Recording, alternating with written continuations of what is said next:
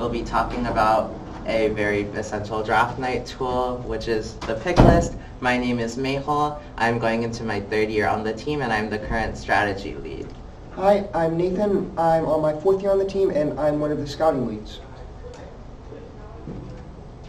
So there are many reasons why your team may have decided to come to this workshop. First, you are consistently a high-seeded alliance captain and are focusing on finding a strong second pick. You may also have been a low-seeded captain in the past, looking for a well-rounded alliance. You may be a rising team preparing for being an alliance captain, and maybe you're just a team who has or hasn't been picked by other alliances and are looking to understand how these choices are made. So what we like to think of is the different possibilities based on our ranking.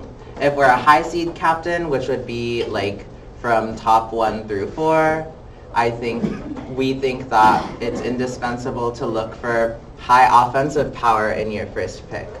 A team that has very high technical capability, and what's very important is consistency. You're already at a pretty high ranking, and you can do very well by going for consistency. For your second pick, it's great to look for what you can utilize them for in a specific part of the match. For example, in this year's game, auto points, see if they can maybe auto-engage. Same thing in teleop, see maybe if they can engage, if they can do what versatility they have. And the higher that you seed, just remember that the lower you second pick. Now for low seed captains, which is about from ranks 5 through 8, you'll have to prepare for all scenarios. There's a lot of things that could happen for you that could affect the way you pick based on what happens at the beginning of alliance selection. These teams are going to want to take more of a gamble because you may want to pick a team that is slightly less consistent, but with a higher ceiling, that gives you the opportunity to maybe outplay, let's say, the first alliance. Your second pick should fill holes. Maybe both of you guys prefer to do cubes. Maybe a second pick that could at least do some cones for your alliance. That could really help you guys play it out in the end. And then if seated low, it's important to talk to other teams that are seated high, make sure they know that you are interested in being picked, and try and find out their criteria. So figure out if you could be a first pick or a second pick. This is usually defined by if you have offensive power, you can be a first pick. It depends on what a team is looking for in alliance, whether you can be a second pick, and understand that any alliance can pick you. Drafting day is a very volatile time. You're not fully sure what can happen, and it's best to just keep an open mind. Make sure to be cooperative in quals and follow match strategies, and the most important thing for you guys is to be consistent. It's even more important now with double eliminations playoffs, giving you less of an opportunity to play in a match. Alright, so we've got a couple of golden rules that we're going to be going over. The first is, regardless of your seed, scouting data is vital for success. If you're going to build a pick list, and if you're going to build a good one, you really need as much scouting data as possible. The more accurate scouting data and the more of it that you've got, the better teams that you're going to be able to find, and the more things that you're going to be able to look for, or the other teams that are also doing this process might miss. Part of this is visualization. How are you visualizing your data? Through spreadsheets or graphs or whatever. If you guys can do something that other teams aren't doing, especially for high seed alliances, or for teams that have a lot of data and scouting data, you're going to be able to find other teams that maybe are really good in one area that other teams that are looking for that might not be able to find. But in order to do that, you're going to need to have everything clearly formatted. You're going to need a lot of different ways to look at your data, a lot of different ways to analyze it, and a lot of different ways to run different calculations on it, and everything of the sort. We did have a scouting systems workshop yesterday. I'm not sure how many of you guys were there, but that will be posted later as well. If you guys want more information about this, I suggest you go and look back at that for more details. Now, second golden rule is that there needs to be many people involved in the strategy process to ensure it's as successful as possible. One person cannot handle match strategy, alliance selections, everything like that. And by splitting different tasks into different roles, more insights on teams can be gathered for a Picklist meeting. So some possible roles, these are roles we have on our team personally. There's also a lot of other roles you can make out of these, but we have a match strategist who is using the data we have from our scouting to create strategies for the individual matches we have. We have our pit scout, who often tends to be our match strategist, and who prior to the first day of quals is gathering data on each robot in person. Then we have stand strategists in the stands watching quals and practice matches. These are the people who will have the most insights during the pick list. And we also have subjective scouts who are ranking each robot in an alliance via different metrics such as speed and quickness. And combined, we use all of these different strategy rules to ensure we have the most productive pick list meeting possible. And of course, to mention, we also have objective scouts, of course. Now, going a bit into pick list formation, first thing that comes up is logistics. Now, I know we just mentioned that there's a lot of roles you can divide strategy into. However, you also need to remember that when you have more people in a meeting, even though that means more input, but it also can lead to the meeting kind of being sidetracked often and being less productive. So each team has their own different amount of people they have at a pick list meeting, and this can create different balances. Different balances work for different teams.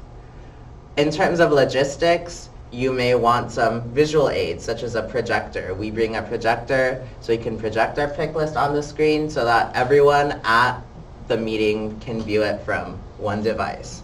Also, just another thing to note is that often we hold our pick list meetings after the first day of quals, and that means that dinner is a thing we have to take into account. Do we want to do dinner before the pick list, after the pick list, during the pick list, etc.? That can change the time frame. And I guess the most important thing relating to strategy is what position are you in? For example, if you're in, let's say, 5th, there's a lot of things that could happen between the first and fourth seated alliances, and during your pick list meeting, you will have to try your best to predict what will happen and prepare what you can do in case said predictions may come true. So our third golden rule, if your team is the 12th seed or above, it's essential for you to have create a pick list. Even if you're not one of these teams, then having a pick list can still be very, very helpful. If you're the 12th seed or above, there's a decently high likelihood that you're going to be an alliance captain or a first pick.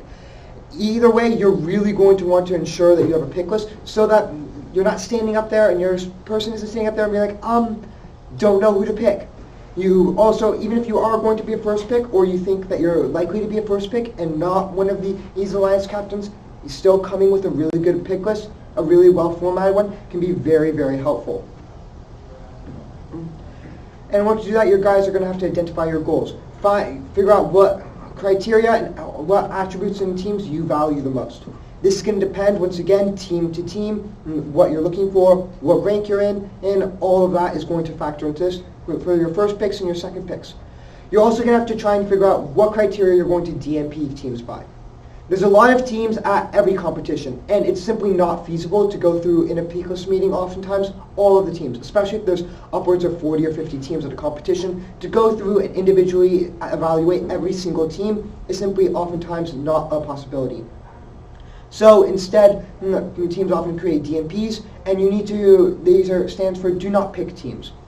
The criteria for these will change competition by competition, how many robots there are, and etc. But going into a competition, you should probably have your strategist figure out what criteria you guys are DMPing teams by, so that you guys don't have to spend extra time during the meeting debating these teams and their placement in your pick list, when otherwise you can just move them out of the way and continue with the pick list. For the length of your pick list, it's going to depend once again on whether or not you're in a regional or champs, because that's going to depend on how many members of your alliance you have. It's also going to depend on what seed you are and everything like that, because those will also change how many robots you might need to go down because of how many different robots the other teams might pick. Generally, we say 24 spots for regional and 32 for champs. Meeting length as well. Mahul touched on this a little bit before, but if you have a bunch of people at your pick list meeting, it's going to go very long. And you don't want your pick list meeting going 4, 5, 6 hours, all on the Saturday night, because probably a lot of people on that pick list meeting are going to have to be up and going really early for the Sunday, that same Sunday. So try and keep it as short as possible. They do tend to run long. There are going to be multiple hours, lots of debate between some teams, generally speaking. So really plan for that. Make sure that you are doing whatever you need to do to ensure that it goes on in a timely manner. One thing that we do is we tend to take dinner and immediately go into the meeting, and people will eat their dinner as they're going through the meeting. If we didn't do that, we found that it extended it by almost an hour, because people would be eating, they would be talking, and then we'd get into the meeting. So by doing that, we found really helps cut down the time. It's just one of a couple of different things. Yeah. If you're seeded up very high, so this would be one of the high aligned seeds that Mahul mentioned earlier, 1 through 4. We're going to try and predict what is going to happen. What are the other alliances going to be? Maybe what is the first pick going to choose? If there is a locked first pick or first seeded team already, try and figure out who they're going to choose, because that could greatly affect who you want to choose in your pick list. So creating an initial pick list, meeting with a known alliance partner. Maybe, and this is once again, if you are a very high seeded alliance, especially if you are a first seeded alliance or have locked the first seed going into alliance selections and a little bit before, you might want to meet up with your potential alliance partner or beforehand to really consolidate pick lists and make sure that you have a very clean one list for which robots you're going to be choosing. Make sure that you grind through the data. You're going to have a lot of data, hopefully. Hopefully you guys have been scouting and have a lot of data going into this pick list meeting, whether that's just data from scouting, objective data, subjective data, whether or not you guys have match videos to look at, any graphs or trends of the teams over time that you guys want to look at. Anything like this, you guys need to make sure you bring in when going over it. Finally, I mentioned this a little bit before, discuss, debate, and decide. Really make sure that you guys are discussing it with as many of the match strategists or just strategists in general who are there to get as many viewpoints. Pairwise comparisons we found are very good, comparing one team directly against another and not just rating all of the teams individually before consolidating. It makes it a lot easier to get a very accurate pick list and to get one that we feel better represents what we want. Finally, stay on track, maintain productivity. One reason why pick lists sometimes go for extremely long amounts of time is because people will get distracted. Maybe you'll get up and you'll be talking about this one team and you'll get into this one debate about whether or not this team goes here or one slot above, and it's important, but it's good to remember that the longer it goes, you want to cut down on that as much as possible. So really make sure that you're going through, and if you ever find yourself going off on one of those tangents or someone else in the meeting is, maybe say, hey, let's leave them here for now. We'll come back to it at the end if we have enough time. But right now, let's just decide one place and not get into a very long debate. Now, going into terms of draft execution, let's say you've just completed your pick list. It's now the next day. You're getting ready to select your final teams. First, because there are still many quals that are going to happen before you pick your teams you're going to be working with for elims, it's important that you reevaluate your list as you watch matches. However, instead of what we were doing before, where we had stand strategists taking notes on every single team, we choose to focus and make pairwise comparisons of teams in the same match. Let's say we have on our pick list 2 teams, we have one in the 20th spot and one in the 21st spot. If we see them in the same match or even back-to-back matches, we make sure to take very clear notes of those teams. And if we see one, let's say, team in 21st performs really well, that's where we get our basis to move teams around on our pick list. We're not making huge jumps in our pick list. They should slowly be climbing the ranks. If you're in the top 4, be prepared to talk to prospective alliance partners about willingness to work with. And if you're going to be in the top 2 alliances, be ready to compare lists with with the team you'll be alliancing with before the draft occurs. It's great to also hear another team's opinion, because your team may have taken a different approach to another team, and hearing both viewpoints.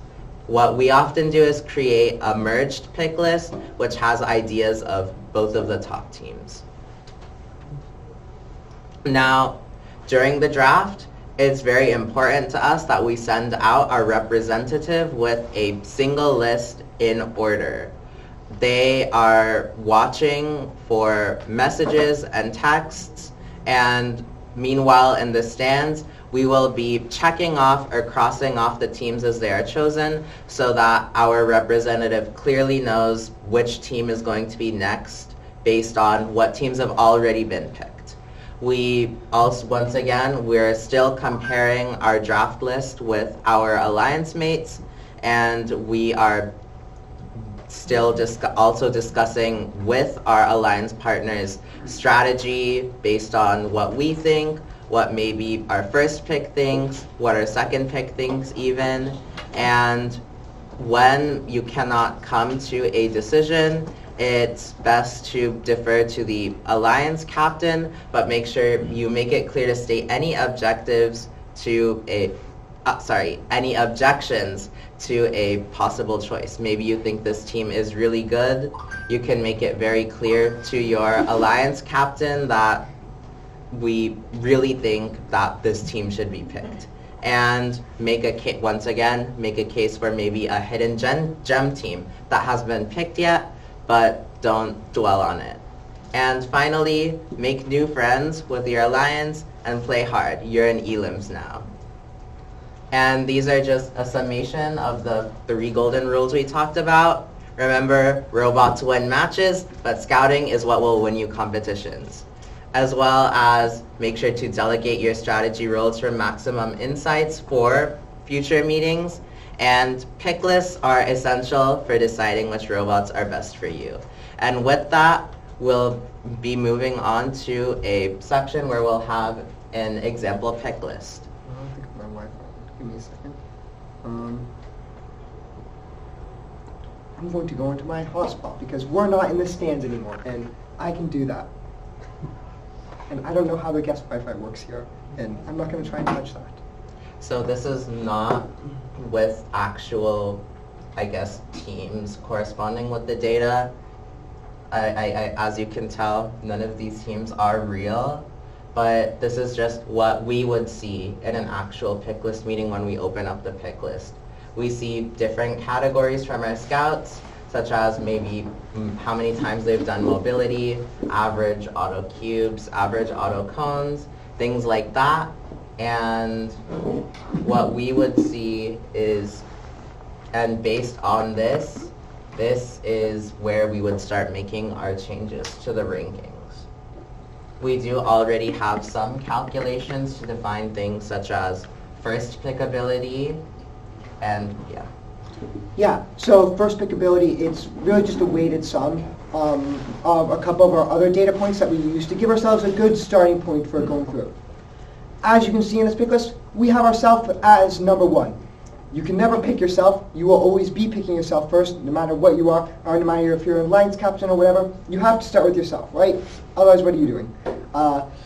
Even if you can see by first pick ability, we are not ranked the highest on here, but we still move ourselves up to the front, and even if our data tells us there's another team that's better than us, simply because we have to start with ourselves. So going through here, we're going to do almost like a mock kickoff. our mock pick list. So feel free to share ideas if you guys have them too. We're going to be trying engaging you guys as much as we can, trying to figure out whether or not we want to move teams up or down. When going through this, we do everything as a one-by-one team comparison. For example, we're going to start with the third ranked team, 23-25-1, and compare them against 23-48-2. We don't move teams down, we only move teams up. So 23-25-1, we're going to look at all their stats and try and figure out, are they better than 23-48-2? Do we want to move them up? If so, then we'll move them above and we'll go down to the next team. If not, then they'll remain where they are and we'll go down to the next team. All right. So seeing these stats here, are you guys able to see these fine, the different columns? Do you need us to expand anything? Based on, we have team rank 2 here, rank 3 here. Based on these stats, which team between ranks 2 and 3 do you think should be at the top? Nothing. Dead silence. Neither. Both. What are the columns that you're comparing? You're looking at all of the 10 columns? Yes. All the way across? So we're Against looking. each other? Yes, we're looking at all the data we've collected collectively. Some of these columns are probably going to be more important than others. For example, maybe Right. you don't care so much about how many intakes they've got from the shelf. Maybe you only care about from the single station. So if so, you don't really need to care about the average intakes from the shelf. Another thing is that for us, one of the biggest things for an alliance partner was that they had the ability to auto-engage. And one thing we can notice here is that 23251 does have auto-engage capabilities. However, using our data, we find that team 23482 has never auto-engaged. And that, because we see 0%, 0. And that, for us, 23482 would have to compensate a lot in terms of maybe tele scoring to combat the fact that they don't have that auto-engage which is pretty important to us.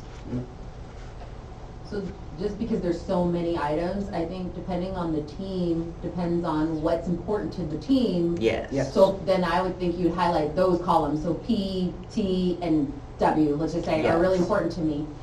Those ones would be the ones I would compare, not all 10, just because it's harder for all 10, Yes. at least in this setting. But based on what you said, 23251 would go up, Yeah. in my opinion. Anyone else And have you'll a- notice also on here, during our pick list meeting, we will be hiding columns. You can see columns hidden already. There you go. Now, when we move a team up, even when we're comparing, we're always doing pairwise first.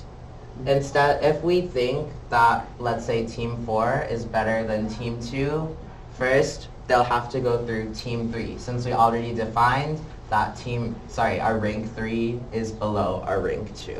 And with that, looking at maybe similar metrics, you can, if there's some parts of this pick list that really resonate with your team's strategy, for example, for us, we talked about auto-engages and how important that is to us.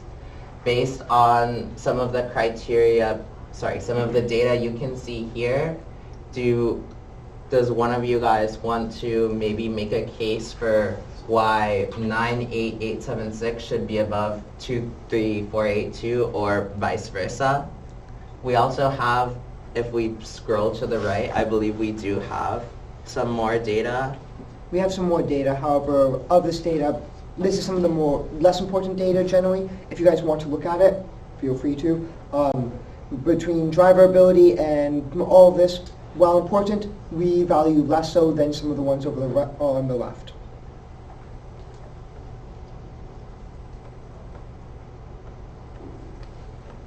Anyone have any thoughts, opinions, given these teams? Nope, neither way. Yeah. I mean, there's a lot of data points. Yeah. This is kind of in summary Yeah. of what you're saying, but there's like so many data points. Like average, auto average code, for example. So looking at that and like other data points, I guess this is a similar question asked in a different way. What data points do you guys find to be most indicative of performance, or I guess, do you care about the most? In terms of our strategy, one thing that was important, what we would first look at is tally for our first pick, for example. Along with the aforementioned auto-engage, we also very much like intaking near the single substation. We like intaking cubes from the ground there. We like intaking cones from the ground there. So what that means for us is that a very appealing robot would intake from the shelf.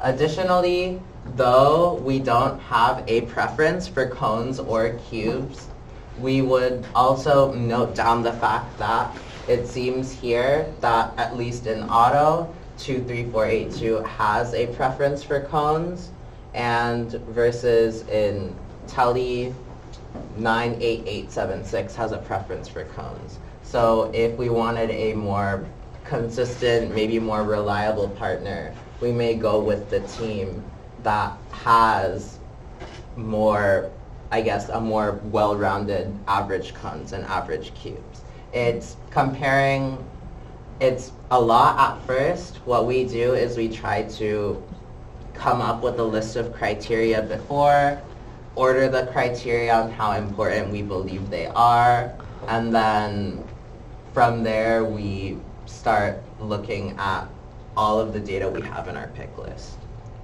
Yeah, so just continuing on to what we were saying a little bit. Looking at ones that are really important here, for example, the auto engages and auto percent engages, we can see for the reason why we moved 23482 down originally was they've never engaged in auto. And so they've got a 0% engage rate. We don't know if they can, we've never seen them do it. But in comparison, 98876 has done it, but they've only done it once. So it's not that much, but they have done it, and we know that they have the capability to do it. Also, though, 23482 appears to have about 1.5 more average game pieces in tele in comparison. So that's a lot more points. A full game piece and a half is a lot. It's a much different cycle time, and it's a lot of points. Is that worth not knowing whether or not they can engage in auto? And so these would be some of the questions and some of the comparisons that you're looking at here. A lot of these are really split out, but it's more to look for outliers rather than to directly just try and compare every single node and every single data point. And lots of them, like for example the two tele average cone and tele average cubes, can be almost combined together or to turn into almost one data point when you're looking at it. So with all of that information, does anyone have an opinion between these two teams? Keep them where they are or move them up?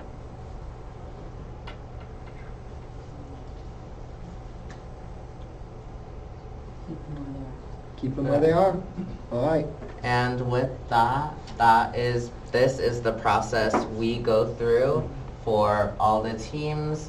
We won't have you guys continuing going through that process, but what we will do is, depending on where we're seated, at one point we'll cut off at, let's say, at rank 9. The lowest we think we'll pick is our rank 9 team for first pick.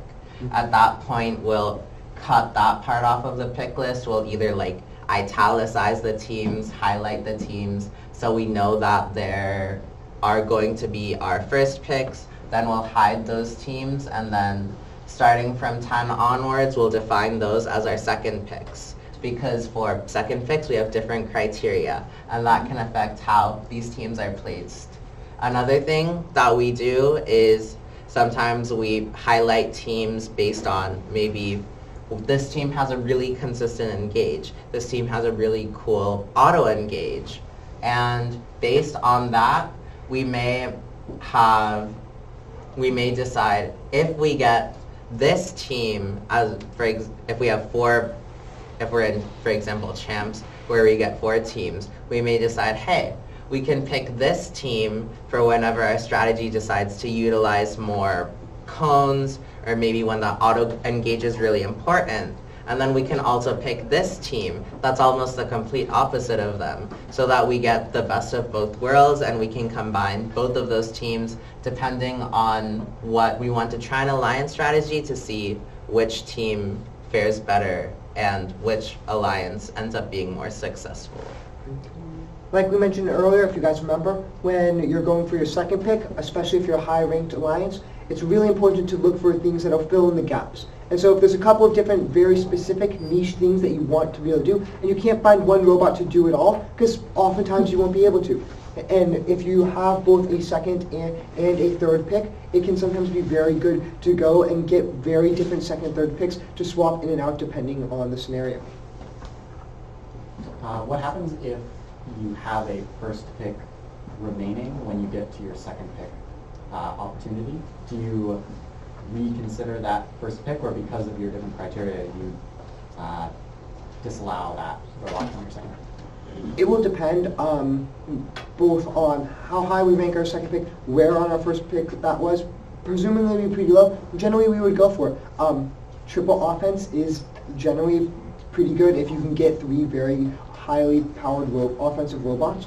This doesn't normally happen, but especially if you're a lower seeded alliance, it could very well happen where you can get this. And that's definitely that's easier to do and more likely to happen as you become a lower seeded alliance, simply because of how many slots you're going to have on your first pick ability. So while you can do that, I was just thinking about it a little bit more, maybe pausing for a second, having some of your stand strategists in the stands or whoever is there going through and trying to figure out, do we want this? Or looking at some of the other alliances that have already been created, do we still prefer some of our second picks? And another thing that I would like to add is that it also depends on the game. For example, in this game, which is very triple offense heavy, we've seen triple offense fare very well. We would likely go for the first pick because the more offensive power we have, the stronger ability we have to overwhelm our opposing alliance, the better it would be for us. However, in games where more defense could be helpful, for example, let's take Rapid React, where we did see defense be pretty helpful. We may decide to skip that first pick and go for maybe a strong defense bot, which would be pretty high on our second pick list. Any question? Oh, I was just going to make sure we talked about the fact that triple offense working is kind of weird. Yes.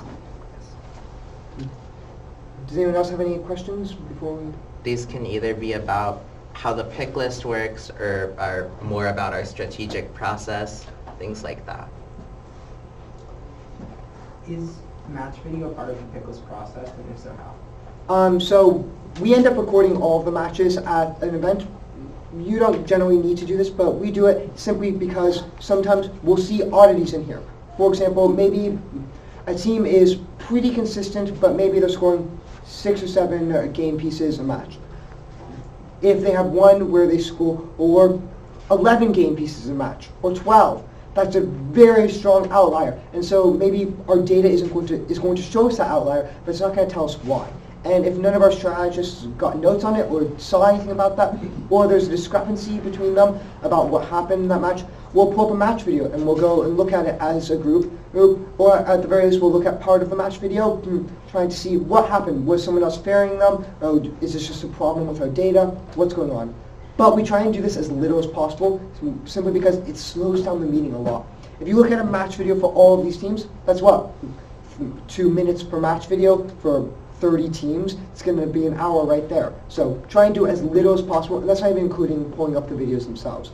So we'll do it, at most we'll look at 1 or 2, maybe during the entire pick list. And if often when there's teams where we feel like, hey, we're not fully sure where we should rank this team, we're hoping to maybe see them play in more matches. What we will do is we'll have the stand strategist take note of specific teams we'll want to look at, and based on the discussions we have maybe the day after, maybe what we see in the stands the day after we create the pick list, that's when, since we're focusing on that team, we're able to rank them as accurately as possible. In your data that you're using for your pick list, do you use both your scouting data from the stands and from the picks? Yes. We also, an important thing to add is that we also have a viewer, which is one of our phone apps, and that is where we usually get our pit collections, such as maybe photos of the robots, Of course, drivetrain type is displayed here, but we also do collect more information about robots on our viewers, such as maybe can we fork the robot with the forks we have on our robot, and other metrics like that.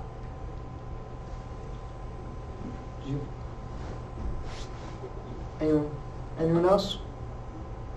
With the rise of tools like StatBotics, do you ever consult them during the scouting meeting, or is it more of just like a gauging the water for like match predictions? So we do use TBA and stuff. And during our predictions, during our calculations, we will pull data directly from TBA. Generally, we don't end up going to StatBotics during this, simply because there's very little data in there that we couldn't either have more accurately here, or that we didn't already pull from TBA and use for part of one of our other calculations. They're obviously very great. They have a massive amount of information, and we would encourage using them for that kind of calculations. But they obviously can't distinguish between whether or not a robot had a lucky match schedule or actually was just a very good robot. So because of that, also with while OPR and EPA and things like that are good general ballparks, they are often at times very inaccurate due to matches and all of that. So we tend not to use those. We tend to prefer our own scouting data and trust it more than any of that. We will, of course, use it for some of the things that, for calculations and everything like that, to double check some, for example, total alliance scores and stuff like that, but generally not. I will add that when we use StatBotics and TBA, it's when we're looking at robots before a competition. Once we have data from the competition, we prefer to use our own data because we're able to verify it with TBA. But those are still very valuable resources to look at before our competition, looking at where StatBotics ranks a team, looking at some match videos you can find on TBA, and maybe what alliances a team fared best with. That's really useful. Yeah? On the topic of data, how much do you guys trust your data? Like, what's the level of like offness you would allow and still consider it like valuable data? We trust our data, hopefully, completely. This is going to depend competition by competition, but generally, especially during on-season competitions, we have almost complete trust in our system. We trust that there were no bugs in it. We've done extensive field testing at that point to ensure that any bugs have been gotten out. Most teams won't be able to do this, but we have a very large team, so we are able to field, for example, 18 objective scouts at a time. This is a very large number of scouts. Most teams would not be able to do that.